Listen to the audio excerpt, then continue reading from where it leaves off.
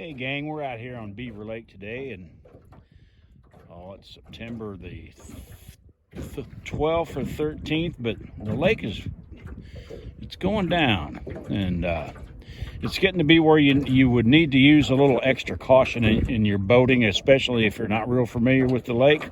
And we're going to show you some hazards and things to watch out for, so that you don't ruin your boat propeller or have any other kind of accident. But one is you'll often see these real long gravel points that go out real tapered and gradual like this.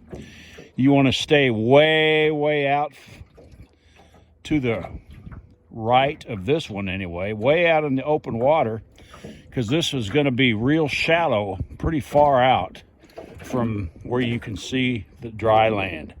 So you want to stay way away from these real long points like this one. Another thing you want to watch out for is when you see an island like this one here north of Rocky Branch Park. You'll see it taper out, and there'll be some open water between the island and the mainland.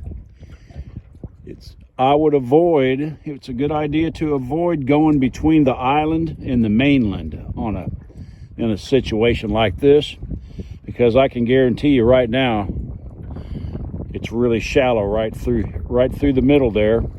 And if the lake keeps going down like it's been going, it won't be long you'll be able to walk from that island over here to the mainland. There won't be any water that we're looking at right here.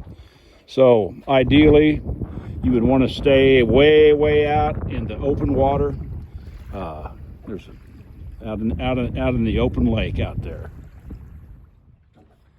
So when you're heading down the lake, Beaver Lake, any Ozarks reservoir, your deepest water is going to be along these steeper banks. That's where it's going to be deepest. In fact, we're right over the channel of the old White River here north of Rocky Branch Park, and it's 100+ feet deep right under the boat. But if you look over here on this side of the lake, you can kind of tell the shoreline is not as steep. So that could be, not as deep of water. So you would want to try to avoid going real close to that shoreline over here and kind of stick over more to this side of the lake, maybe out in the middle. So there you go. Timber in the water is another thing to watch out for. If you see some trees sticking up like this, you want to stay away from them, or else slow way down. You know, a lot of people, they put their boats away after Labor Day and think, well, it's boating season's over. But actually, fall is one of the best times to be on Beaver Lake. There's hardly any traffic. The fall color is beautiful. Weather's cooling down. The water's still warm enough to swim. It's just a great time of year out on the old lake. So watch out for those hazards and be safe. Wear your life jacket.